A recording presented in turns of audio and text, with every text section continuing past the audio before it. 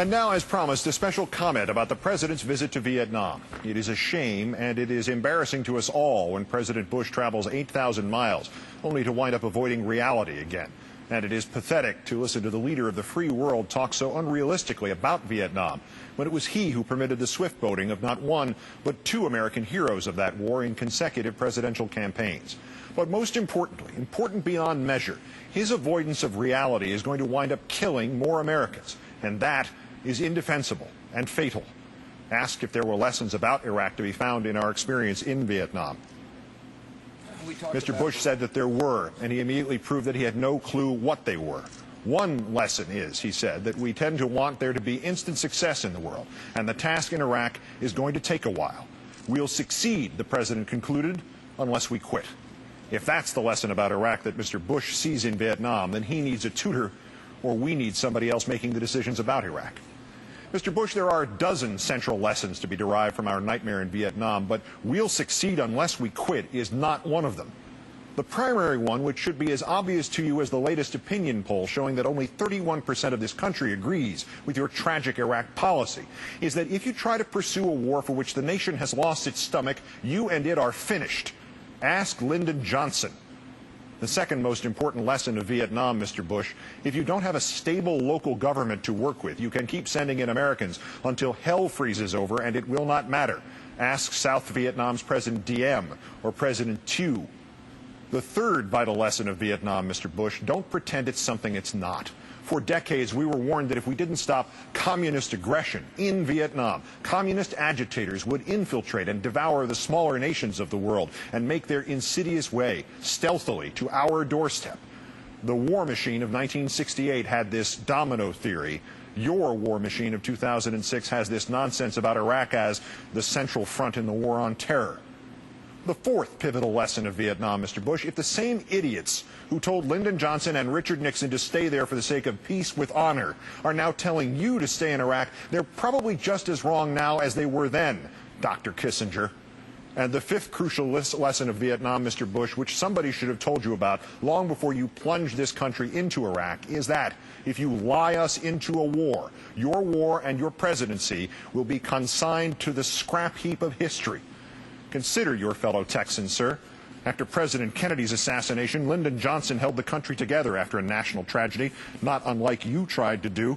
He had lofty goals. He tried to reshape society for the better, and he is remembered for Vietnam and for the lies he and his government told to get us there and keep us there, and for the Americans who needlessly died there. As you, Mr. Bush, will be remembered for Iraq and for the lies you and your government told to get us there and keep us there, and for the Americans who needlessly died there and who will needlessly die there tomorrow. This president has his fictitious Iraqi WMD and his lies disguised as subtle hints linking Saddam Hussein to 9/11, and his reason of the week for keeping us there when all the evidence has for at least 3 years told us we needed to get as many of our kids out as quickly as we could. That president had his fictitious attacks on Navy ships in the Gulf of Tonkin in 1964. And the next thing any of us knew, the Senate had voted 88-2 to approve the blank check with which Lyndon Johnson paid for our trip into hell. And yet President Bush just saw the grim reminders of that trip into hell, of the 58,000 Americans and millions of Vietnamese killed, of the 10,000 civilians there who have been blown up by landmines since we pulled out, of the genocide in the neighboring country of Cambodia, which we triggered. Yet these parallels and these lessons eluded President Bush entirely, and in particular, the one overarching lesson about Iraq that should have been written everywhere he looked in Vietnam went unseen. We'll succeed unless we quit. Mr. Bush, we did quit in Vietnam, a decade later than we should have, 58,000 dead later than we should have. But we finally came to our senses. That stable, burgeoning, vivid country you just saw there is there because we finally had the good sense to declare victory and get out. The domino theory was nonsense, sir. Our departure from Vietnam emboldened no one.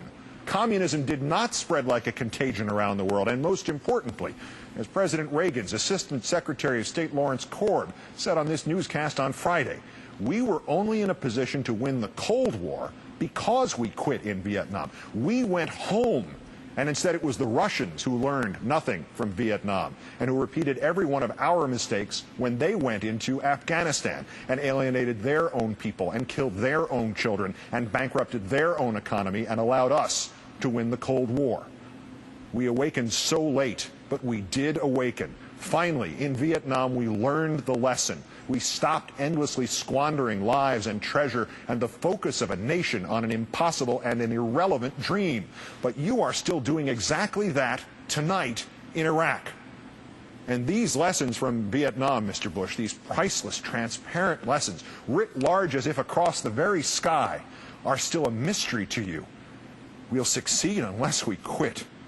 No, sir, we will succeed against terrorism, for our country's needs, towards binding up the nation's wounds, when you quit. Quit the monumental lie that is our presence in Iraq.